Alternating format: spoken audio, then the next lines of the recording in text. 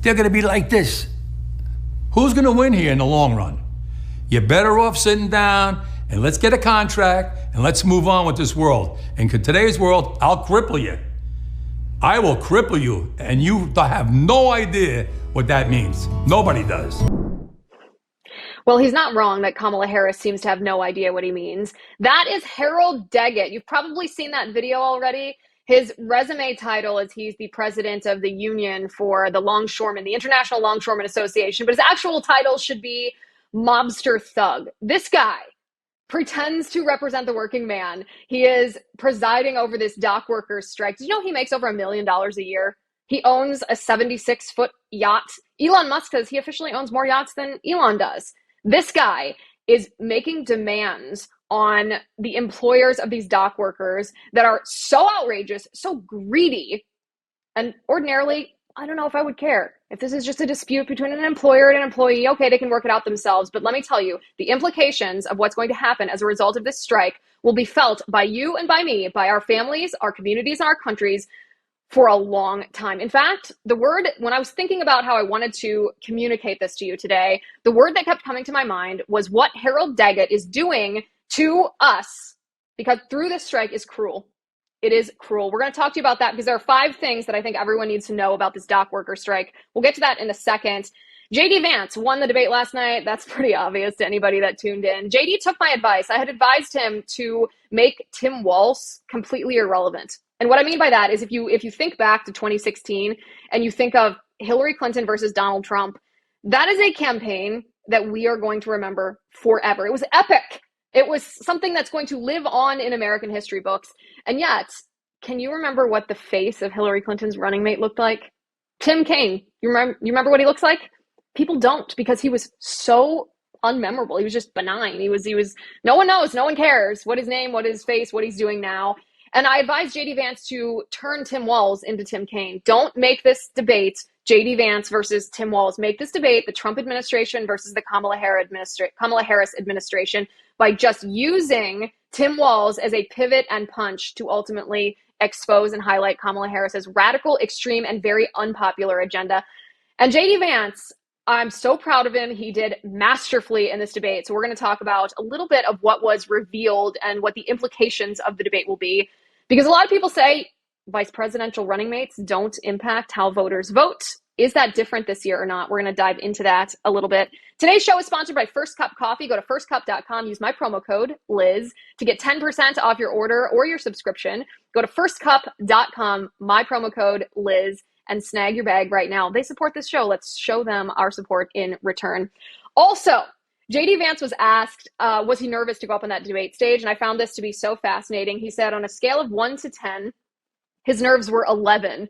So he didn't come off nervous, did he? He was calm and cool and collected and reasoned and logical. I thought he presented so well. He was a position of authority on that ridiculous stage. But he said the reason that he didn't feel nervous was because a priest friend of him had given him a prayer, and he'd said this prayer right before he went on stage, and it calmed his nerves. So I thought today, instead of saying the St. Michael prayer, we would say the St. Thomas Aquinas prayer, because it's really interesting that this is what calmed JD down. So I'm going to read it to you. O ineffable Creator, who from the treasures of your wisdom have established 3 hierarchies of angels, have arrayed them in marvelous order above the fiery heavens, and have marshaled the regions of the universe with such artful skill. You are proclaimed the true font of light and wisdom, and the primal origin raised high beyond all things. Pour forth a ray of your brightness into the darkened places of my mind.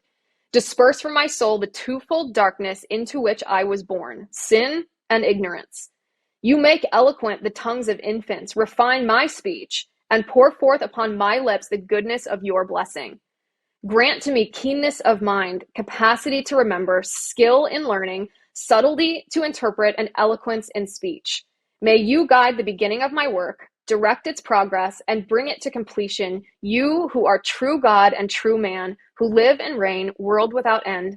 Amen. In the name of the Father, and the Son, and the Holy Spirit. Is that both beautiful, but also a very touching story for JD to share about how he calmed his nerves? I thought he did very well, very well. And guys, listen, you don't need me to tell you that life is precious. You know this, and I know this. And I think it became very clear from that debate stage last night that this could all be taken away in an instant, depending on who is elected in November. This is why I keep a 4-week emergency food supply kit in my house from my Patriot Supply. It has everything that my family could need in case of an emergency. In fact, I had this discussion with my husband a couple weeks ago when Kamala Harris was talking about imposing price controls on our food supply chain. And I understand, even if Kamala doesn't, and maybe she does, maybe she's just that diabolical, that if you impose price controls on the food supply chain, it's going to result in a food shortage, which will negatively impact us, is a really nice way of saying it, almost immediately within a day or two. And I'd turn to my husband and I'd say, do we have emergency food? And he said, of course, we have 2 pallets of my Patriot Supply in our basement. This food lasts up to 25 years. It's ready for whenever disaster strikes. I'm not going to take my family's safety for granted. The question is, are you? I think you won't. I think you can use my promo code. If you go to preparewithliz.com, you can get your 4-week emergency food kit right now. You'll save $50 if you go to preparewithliz.com. They'll send it as fast as humanly possible. I mean, trust me, I know, because my order showed up in 1 day after I placed that order, and it shipped for free. I didn't even have to pay for that expedited shipping. Get your 4-week emergency food kit right now. Go to preparewithliz.com, preparewithliz.com. Now, before we get into the longshoremen strike, because I know that some conservatives are really hesitating to weigh in on this. They're like, well, we don't want to alienate these union workers from voting for Trump by excoriating them for what they're doing to our country right before the election. And I strategically sort of understand that, but I think that this is an issue of right or wrong. And when there's an issue of right or wrong, you don't play it strategic. You just lay your cards on the table and you choose the side that is right. We're going to get into that in a second, because these union bosses, maybe not the workers, the union bosses are holding our families, our safety and security hostage. And that's, I mean, it's borderline evil. It's certainly cruel. So we're going to talk about what we need to know about that. But J.D. Vance. Okay, so before the debate, I had recommended that J.D. Vance use Tim Walz simply as this pivot and punch to Kamala Harris, that he stay disciplined, that he highlight the issues, not necessarily that just his base wanted to hear, but if you're really trying to use this debate as a way of winning the election, winning over independents, then you need to highlight the issues that independents care about the most, which is immigration, the economy and inflation, and forever wars. And J.D. Vance did this very well. Within the first 10 minutes, he had highlighted all of these topics in a way that was relatable. I mean, J.D. Vance came off as so reasonable. I thought he very effectively countered the smear campaign that was launched against him after Trump announced him as vice presidential running mate.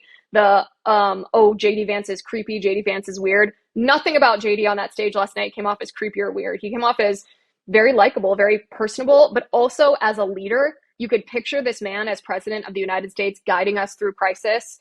Contrast that with Tim Walz. Could you picture Tim Walz at the helm here when we're talking about fighting against Iran or Kim Jong-un or Putin or inflation or globalists?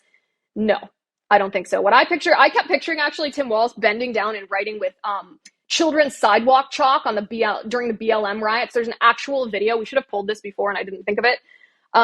There's an actual video of him writing with sidewalk chalk instead of stopping the crime and the looting and the arson and the attacks on police in Minneapolis, because he was governor of the state where Black Lives Matter riots happened. And that's pretty much all you need to know about the election, is those two things. But one interesting thing is J.D. Vance came off as personable, not because I'm predisposed to like any politician. I actually, on principle, dislike them all. He came off so likable because he didn't treat the American people, you or I or independents, like we're children. He didn't treat us like we're dumb, like we're morons, like policy is too complicated for us. He was clear, he was concise, he was articulate, and he actually got into the weeds, but in a good way. He got into the weeds in a way that he said, listen, you're going to hear a lot of talking points, but here's what undergirds the policies that we stand for. And I want to show you an example of this. Donald Trump and I support clean air, clean water. We want the environment to be cleaner and safer. But one of the things that I've noticed some of our Democratic friends talking a lot about is a concern about carbon emissions, this idea that carbon emissions drives all of the climate change. Well, let's just say that's true, just for the sake of argument, so we're not arguing about weird science. Let's just say that's true. Well, if you believe that, what would you want to do? The answer is that you'd want to reshore as much American manufacturing as possible, and you'd want to produce as much energy as possible in the United States of America, because we're the cleanest economy in the entire world. First of all, Tim just said something that I agree with. We don't want to blame immigrants for higher housing prices, but we do want to blame Kamala Harris for letting in millions of illegal aliens into this country, which does drive up costs, Tim. 25 million illegal aliens competing with Americans for scarce homes is one of the most significant drivers of home prices in the country. It's why we have massive increases in home prices that have happened right alongside massive increases in illegal alien populations under Kamala Harris's leadership. Listen, this is not substantive in the sense that this isn't about immigration or climate change, but one of the ways that J.D. Vance, or one of the strategies J.D. Vance employed, and this is kudos to his debate team. I don't know if this was him personally or his debate prep team, but he kept using people's names, which is such a power move. When the moderator would ask him a biased question, he'd be like, well, Margaret. When Tim Walz would tell a lie, he'd be like, okay, Tim. Using someone's first name is a priest told me this once actually, is one of the most powerful things you can do to hold someone accountable, is to call them by their given name, their Christian name, their first name. And J.D. Vance did that so well. But I appreciated that he went into the weeds on the climate change stuff, because people aren't stupid. Think about the amount of news, the number of podcasts, the broadcasts that you consume, all the articles that you read every day. You want to know the truth. You don't just want to have two competing memes or two sets of talking points that can be tweeted out. You want to understand what these people are saying. And JD respected that in us enough that he actually explained these policies while debunking Tim Walz's lies. He did a very good job. Tim Walz, of course, did what Kamala Harris did in her debate against Donald Trump. Tim Walz lied. The most egregious lies he told were about abortion. He actually brought up by name Amber Thurman, who's the woman in Georgia who tragically died, but she died not because of pro-life laws, which is what Tim Walz said, what Kamala Harris said. Amber Thurman died because she took the abortion pill. She was pregnant with twins. She crossed state lines and took the abortion pill. She got sepsis from the abortion pill, which is a side effect written on the box of the abortion drug. She did not go to the hospital after she contracted sepsis. And when she finally did, the doctors negligently did not perform a DNC procedure on her that would have otherwise saved her life. So she died. But she didn't die from pro-life laws. She died because of abortion. And Tim Walz lied about that. He also lied about Hadley Duvall, this poor girl from Kentucky who was raped by her stepfather. He impregnated her. And she now talks about this experience. Awful, horrible. Like, my heart breaks for this young girl. I can't imagine the brokenness that comes with that. But she acts like abortion saved her, but she never had an abortion. She miscarried, which is also tragic. But she did not have an abortion. And yet the left wants to emotionally manipulate you into thinking about this horrendous crime that was committed against this girl and associating saving her with abortion. And it's despicable. It's emotional blackmail, and it's a lie. Tim Walz really leaned into that, because the heart and soul of the Kamala Harris campaign is abortion, and it's as grisly as it sounds. Now, the one moment that would have actually been the defining moment of this debate, if Tim Walz were a Republican, was when Tim Walz was caught in his lie on China. And it was beautifully painful to watch the moderator saying, listen, you said you were in China during the Tiananmen Square massacre, but you weren't. Basically, did you lie? And he bloviates and says, well, I'm a knucklehead sometimes, and I learned a lot, and I took basketball teams over there. And I'm just like, is this whole sputtering meltdown just your way of saying, yes, I lied? And the answer to that is yes, it was his way of saying, yes, I lied. And it was beautifully painful to watch. But at the same time, it was also the moderators letting him off the hook for his associations with the Chinese Communist Party, because they caught him in this lie, and it was a painful moment for him. It was an awful exposure of his lie. But they didn't follow up and ask him about all of his other ties to the Chinese Communist Party. So they kind of let him off the hook. The moderators, by the way, were very poor. They weren't biased in the same way that the ABC moderators were, but they were biased they did a couple of things. First of all, they interrupted J.D. Vance a couple of times, although he then called them out on it. They cut his mic. They cut J.D. Vance's mic, which shocked me. Absolutely shocked me. Take a look at this. Governor, and just to clarify for our viewers, Springfield, Ohio does have a large number of Haitian migrants who have legal status, temporary protected status. Well, Margaret, but thank you, Senator. We have so much to get to. Margaret, I think it's important because we're going to turn out of the economy. Thank you. Margaret, the rules were that you guys weren't going to fact check, and since you're fact checking me, I think it's important to say what's actually going on. So there's an application called the CBP One app, where you can go on as an illegal migrant, apply for asylum or apply for parole, and be granted legal status at the wave of a Kamala Harris open border wand. That is not a person coming in, applying for a green card and waiting for 10 years. That is the facilitation of illegal immigration, Margaret, by our own leadership. Thank you, Senator, for describing the legal process. We have so much to get to, Senator. Those laws have been on the books since 1990. Thank you, gentlemen. The CBP One app has not been on the books since 1990. It's something that Kamala Harris created, Margaret. Gentlemen, The audience can't hear you because your mics are cut. We have so much we want to get to. Thank you for explaining the legal process. Nora. Thank you, Margaret. Which they cut his mic, and I could not believe they did it. I thought it was awful enough that they threatened to do that at the beginning of the debate. They said, if people don't stick to the rules, then we will be cutting the mics. And I thought, well, they wouldn't dare do that. They did dare do that, and I don't think it reflected well on them, and I don't think anybody watching thinks it reflected well on them. Like, the outright audacity of these propagandists to cut the mic. Do you know what that means? That means they don't want you to hear what J.D. Vance is saying because J.D. Vance is speaking the truth. That was another example, by the way, that little monologue that when he was talking about the immigration app. This is the getting into the weeds stuff that I respect, that J.D. Vance respects us enough to do. Because we all understand that the Kamala Harris campaign, and you and I talked about this on the show Monday, that the Kamala Harris, not just her campaign now, but as vice president, she has structured the illegal immigration crisis so that not every migrant in this mass migration crisis is technically an illegal alien. She has simply opened up avenues for mass migration to be at least temporarily legal, because right now, if you come into our country illegally, you don't have any path to citizenship. You are not allowed to become a citizen.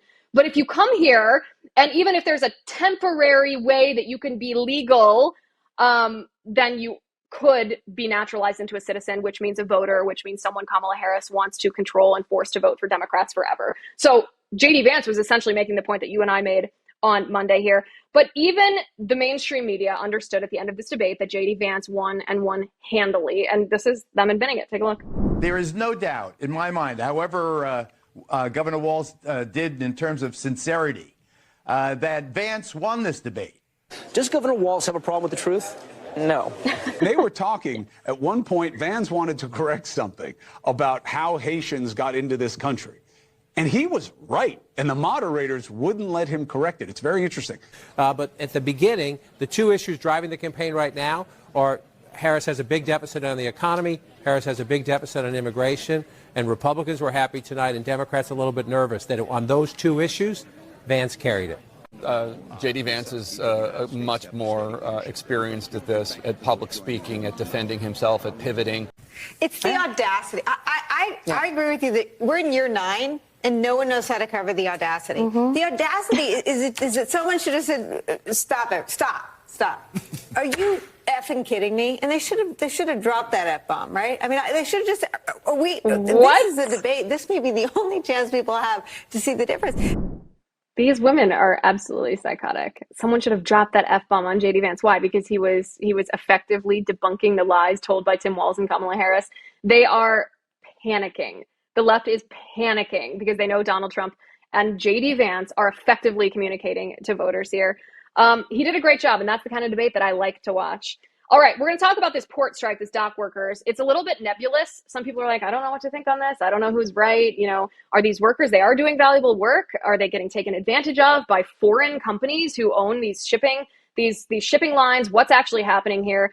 I'm going to break it down for you and tell you the 5 things that you need to know about this, because this is an unprecedented thing that's happening in our nation, and it's going to affect you and I very quickly. In all the time that we have been alive, the US dollar has always been the primary currency. That may not be the case any longer, though. I mean, we have this political instability, we have inflation, we have government looking to take control of all of our money by forcing us to use a digital dollar. It sounds like it couldn't be real, but it is, and it's coming here. That's why it's never been more important to take control of your wealth. Don't let your life savings, your retirement funds become a casualty of politicians who hate you. Now is the time to call the only precious metal dealer that I trust, American Hartford Gold. This is the company my husband and I use when we convert gold and silver, our money, into physical gold and silver. They will show you, as they showed us, how to diversify your wealth portfolio into physical gold and silver. They also, American Hartford Gold supports shows like this one because they appreciate that we tell the truth. They stand with us. So tell them I sent you, and they will give you $15,000 of free silver on your first order. You can click the link in the description of this episode. You can call them at 866-996-5172. That's 866-996-5172. Or you can text them. You can text Liz to 998899. Again, the phone number is 866-996-5172, or text Liz to 998899. All right, so this dock workers strike, we've all become familiar in the past couple of days with Harold Daggett the president of the International Longshoremen Association. He's the union boss. He looks like a thug because he is a thug. And we've become familiar with him because the video that we played at the open of the show, he's saying, "I will cripple you." Now, when he's saying, "I will cripple you," what's striking about this video is he's not talking about crippling the shipping companies who he's in negotiation with. He's talking about crippling you, your spouse, your family, your children, me, my family, my husband. He's talking about crippling us. That is his threat. This is what is so striking about this particular strike is it's not just employees and unions versus business and the messiness that kind of ensues. He is actually so cruel that he is holding us hostage, what we need hostage, maybe even the entire US economy, our national security hostage, in order to extract absolutely outrageous demands from these shipping companies. So let's back up for a second. What exactly is happening here? There are 45,000 workers in the International Longshoremen Association that work at 14 different docks on the East Coast and the Gulf Coast. These ports are Port Authority in New Jersey, the ports in Boston, Philadelphia, Wilmington, North Carolina, Baltimore, Norfolk, Charleston, Savannah, Jacksonville, Tampa, Miami, New Orleans, Mobile, Alabama, and Houston, Texas. That's a lot of ports. They account for 50% of U.S. imports, and the 45,000 dock workers who work at those ports are all on strike right now. Why? Well, because they wanted a raise. And when they were offered a raise, they turned it down because they considered it not to be enough. Now, you and I, anybody who works in the private sector knows that when you get your annual raise, sometimes you get a 3% raise. If your boss is very generous, you might get a 5% raise. Maybe a wildly generous raise would be a 10% raise. These dock workers, and I will differentiate for a moment between the workers themselves and the union bosses, because the workers themselves actually don't have any control over what their union bosses do. So I'm not here to demonize the dock workers themselves, and I want that to be very clear right now. But the union bosses are demanding so much money that when the shipping companies offered a 50% raise, I repeat, a 50% raise and triple the donation to retirement accounts for these dock workers, the union bosses turned that down. What kind of raise do you want? These dock workers currently make as much as doctors. They are men who unload shipping containers off of barges and ships onto docks. This is very difficult labor. It's physical labor, manual labor, and it's really important because we live in an economy where everything comes from overseas. And we don't live in an economy where we have that much wiggle room. Meaning if I order something and it is not here in the United States, it has to be shipped from overseas. And this is true. I'm not just talking about Amazon orders. I'm talking antibiotics, pharmaceuticals, textiles like clothes, a lot of food we import from overseas. And when these imports happen, there's no margin of error, right? There's no, okay, well, we have a month's or 2 months worth of food stocked up. So if these negotiations drag out, like we have time. No. This is a very, very close to each other type of economy. So Harold Daggett, the president of this union, says, "I will cripple you to you and me." Are you worried that this They had the capital to settle this thing. Are you worried that this strike is going to hurt the everyday American, the farmers that need to reach the export market? They're telling me that they're going to hurt through all Now you of start this. to realize who the longshoremen are, right? Nobody cares. People never gave a about us until now, when they finally realized that the chain is being broke now. Cars won't come in. Food won't come in. Clothing won't come in. You know how many people depend on our jobs? Half the world. And it's time for them and time for Washington to put so much pressure on them to take care of us, because we took care of them. And we're here 135 years and brought them where they are today, and they don't want to share. What he means by that, the implications, this is the second thing you need to know. The implications of this strike are we are going to face food shortages in our country. Bananas, coffee, cocoa. We're going to face medication shortages, pharmaceuticals like antibiotics. Did you know the majority of antibiotics are actually manufactured in China and not here? Can you imagine? Can you imagine allowing our adversary, a nation hostile to the United States, to actually control life-saving drugs that we rely on? Unreal. Bananas, coffee, cocoa, pharmaceuticals, and then furniture, clothing, vehicles, cars. There's not going to be new cars imported here because 50% of them come through these ports, and these ports are closed. Christmas decorations, and then, of course, American businesses that rely on exports to make their money. We're talking beef, poultry, pork, eggs, cotton, all of this completely shut down. So the implications of this are not just big business is going to hurt. It's not just somebody's bottom line is going to suffer. No, you and I are going to suffer from this, and Harold Daggett knows this. That brings us to the third thing that's important. Who is this guy? Who is this guy? He acts like he is an advocate for the working man, but actually he's just a thug. He's a mobster. And I mean that quite literally. He is a mobster. This guy, first of all, he's not an advocate for the working man. He makes over $1 million a year. $1 million a year. He owns a yacht. Even Elon Musk said this guy owns more yachts than Elon does. And he has tangled with the law before, is a generous way of saying that. He was charged with RICO violations. He was charged under the RICO Act, and he was acquitted on it only because the mafia member who was supposed to testify against him the body of this man was suddenly found in a car, dead. He had been murdered. And this crime, by the way, is as yet unsolved. No one figured out who killed this witness that would have put Harold Daggett in jail, in prison. Well, to call that suspicious would be the understatement of the year. So Harold Daggett is behind this. And he's, by the way, he brags about hurting people. He brags about understanding. He understands the implications of what he's doing. He understands the dangerous position that he's putting us in, our families in the American economy, and he doesn't care. This guy is beyond cruel. And this brings me to my analysis of the situation. There are some conservatives that are like, listen, we got to stand with union workers. We got to stand with the working man.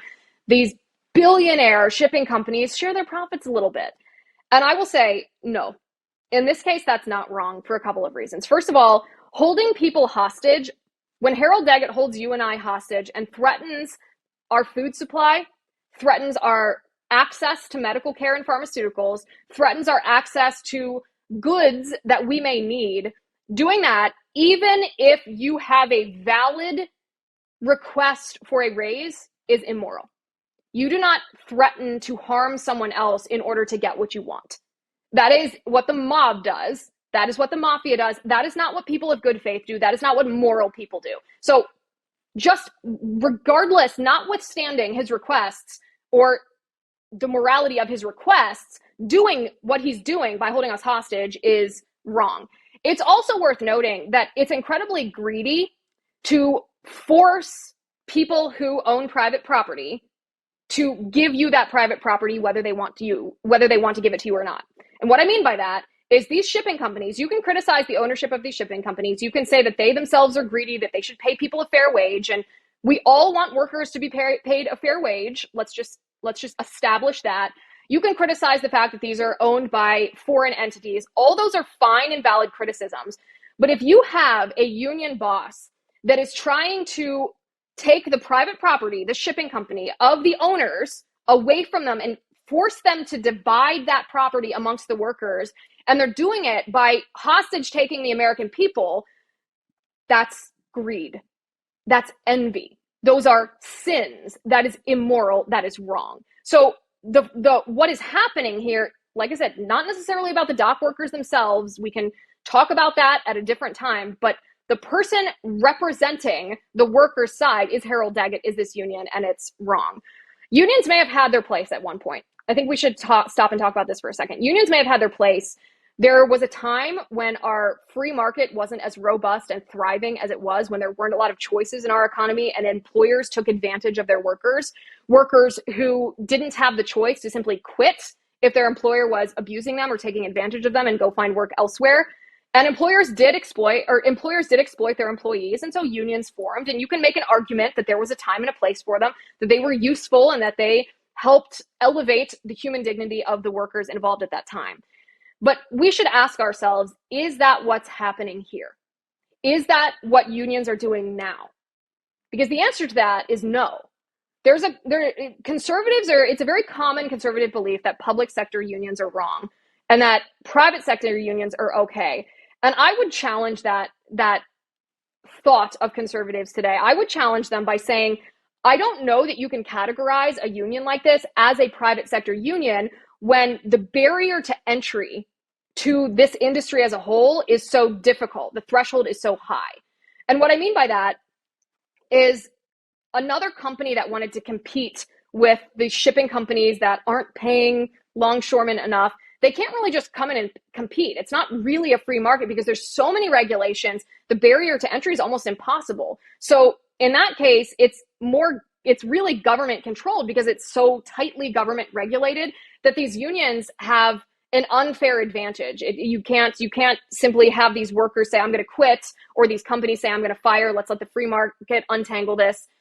These unions, what they're engaging in is envy, greed, and hostage taking, and that's completely wrong. Again, remember that this union was offered a deal that would increase the pay of longshoremen by 50% and triple the contributions to retirement accounts of these men, these workers, and they rejected that deal.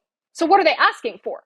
These longshoremen already make as much as doctors make, and their work is valuable. That's fine. I'm not castigating their work in any way, but what are they asking for?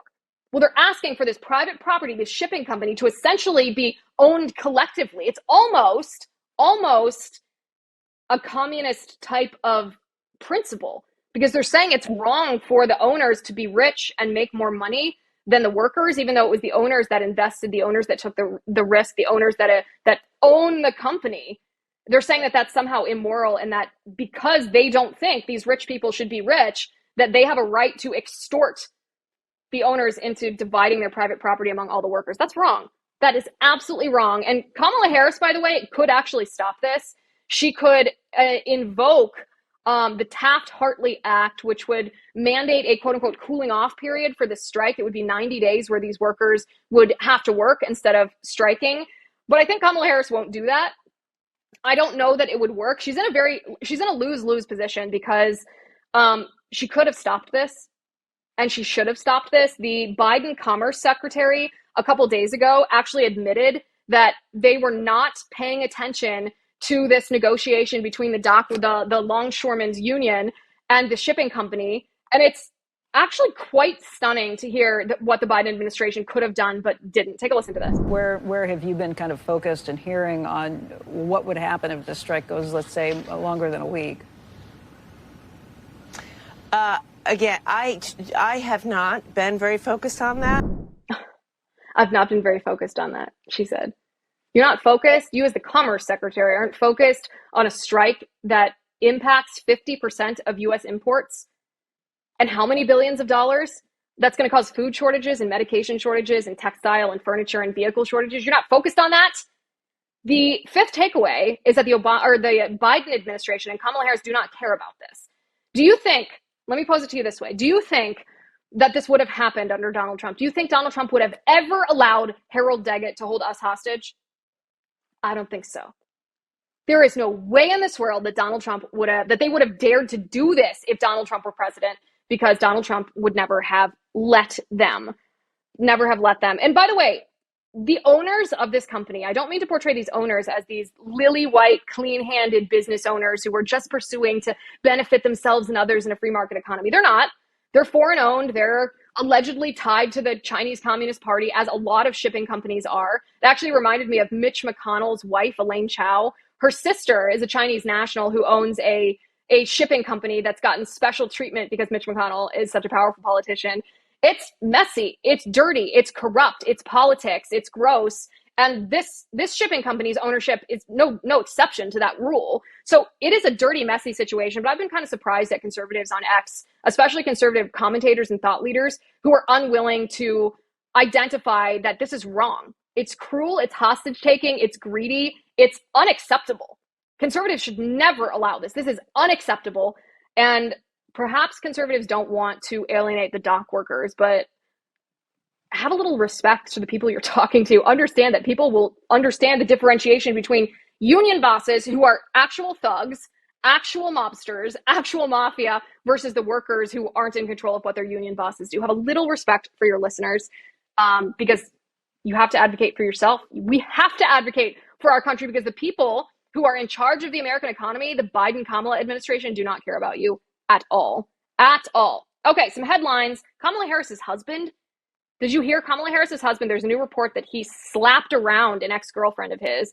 We're going to get to that in just a second, but I've got something really exciting to share with you. They say that no one reads anymore, but I know for a fact that's not true, at least of you guys, not for this audience.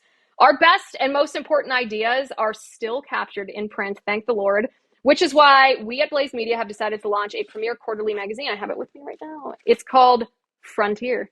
Isn't it beautiful? I'm holding the first issue now, and this thing is just something. It's even feeling it. It has like the texture and the feeling of something that matters. It's really wonderful. Frontier is packed with thoughtful commentary, stunning photography. The original journalism in it highlights people who are actually reporting the truth, who refuse to back down. Chris Rufo, Mark Levin, Glenn Beck. And it's not just a magazine here. This is planting a flag in the ground. I think you're going to love it. Frontier is just the beginning. We have big plans here at Blaze Media. As part of our new Blaze Unlimited membership, you will get exclusive access to Frontier delivered right to your door. You'll be so excited when it shows up in your mailbox, along with a whole lot more. Blaze Unlimited is about taking another step forward, fighting against the state-run media propaganda and the forces that are trying to tear down the foundations of our country and our families and our lives. As a founding member of Blaze Unlimited, you will receive a limited edition founding members card, even more behind the scenes content, VIP event access, and here's the big one, the opportunity for your voice to be heard. We want you to help share the future of Blaze Media and push back against the mainstream machine that's doing everything it can to silence and censor and stifle and extinguish the truth. This membership is about more than sitting on the sidelines. It's about actively joining the mission to defend free speech and uphold the American way of life. If you are ready to take the next step in this fight, go to blazeunlimited.com/Liz. That's blazeunlimited.com/Liz to claim your spot. Don't wait. Founding member spots are limited because we know that this isn't going to be for everyone. If it's for you, then let's stand together. Let's fight this fight, push back, keep the spirit of America alive. Join Blaze Unlimited today. That's blazeunlimited.com/Liz. We are just getting started. All right, Doug Emhoff is the husband of Kamala Harris, the guy that knocked up his daughter's nanny, who was also the elementary school teacher at his daughter's school. After he knocked her up, she reportedly had an abortion, although we don't know if he has a secret daughter somewhere. This woman was forced to quit her job and move to New York. Doug Emhoff then went on to marry or get divorced, break his family up, and then he married Kamala Harris. And, I always wondered, like, what kind of guy would marry someone like Kamala Harris who slept her way to the top? Well, the guy that knocks up the nanny would. Reportedly, in 2012, at a film festival, a drunken Doug Emhoff got upset with his girlfriend because he perceived her to be flirting with another man. And like any male feminist does, he hit her in the face so hard that she turned around. And this report is credible reporting, and I'm going to explain to you why I say that. This story was broken by the same guy who broke the story about Doug Emhoff knocking up the nanny. It's awful. It's grotesque. That these two, this girlfriend and Doug Emhoff, were a couple. This is well documented. There's photographic evidence. 3 friends of this ex-girlfriend confirmed that this happened, although no response from the Kamala Harris campaign. And the girlfriend, who is unidentified, I think it would be pretty easy to identify her, hasn't denied it or commented on it. Who would want to discuss this kind of traumatic experience like that? The mainstream media doesn't want you to hear about this, but I think this is important that you do hear about this because this shows the character of the man, and it also shows the character of the woman who chose to marry the man after he did this. So we will report this to you. The second headline today is the United States is sending $336 million in quote-unquote aid to Gaza. $336 million in aid to Gaza? What about Valdosta, Georgia? Or Asheville, North Carolina? What about Florida? What about the southern United States that has been ravaged by Hurricane Helene? What do they get? Well, remember, we talked about this on Monday. According to Joe Biden, there's no more aid for them. But there's $336 million that we're sending in aid to Gaza. And my question, listen, I have compassion for the people in Gaza, the innocent Palestinians who are used as human shields by Hamas, who die because Hamas terrorists are so cravenly cowardly that they hide behind children in hospitals. They hide in schools behind teachers. They are the epitome of evil. But the thing is, when we send quote unquote aid to Gaza, it doesn't get to the people.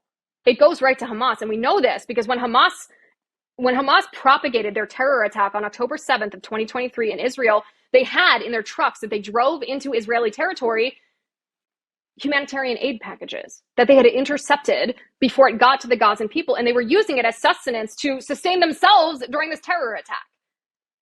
So is it appropriate for the U.S. to send this aid to Gaza? It is not, especially when the United States, the southern United States, are absolutely devastated from Hurricane Helene. All right. Border Patrol agents in the Swanton sector. You probably don't hear about this sector. It's in Vermont very often. They are reporting that they have apprehended more than 19,222 subjects from 97 different countries since this time last year, since October 1st of 2023, one calendar year. Nearly 20,000 subjects from 97 different countries. And this, by the way, this number is more than the last 17 fiscal years combined. So it's not just the southern border, it's the northern border as well. And take a look at this. Take a look at this video. It shows what's happening.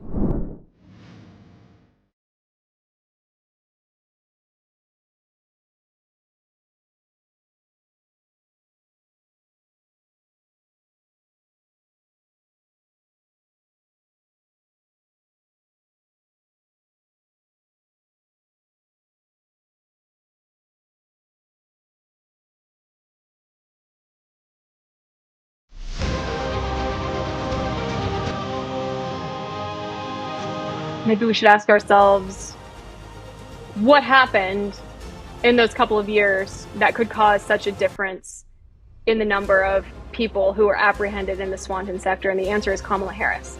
Kamala Harris invited migrants, mass migration of aliens to come to the United States. She promised that they would not be deported. She, in fact, repeatedly promises to give them citizenship and welfare and money and access to vote here in the United States if they come here. This is a direct result of Kamala Harris's open borders mentality. And you can make all the distinctions you want, and that's fine, between illegals and technically legal mass migration that Kamala Harris has just bestowed legality on. She does that because if you're illegal, you can't seek citizenship. If you're legal, then you ultimately can seek citizenship. So what she does is everything she can to bestow at least temporary protected status on these people so that she can turn them into Democrat voters to secure her power and the Democrats' power forever. Because of course she thinks she owns migrants. If they do get to vote, she thinks all I'm going to have to say to them is, you vote for me or the other side will deport you.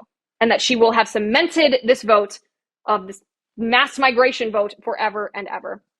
The mainstream media doesn't want you to know about that mass migration crisis, so we will tell you about it. Meanwhile, in the state of Virginia, the school board agreed to pay $575,000 to a teacher that had been fired from a job there because the teacher refused to use the preferred pronouns of a student who identified as transgender.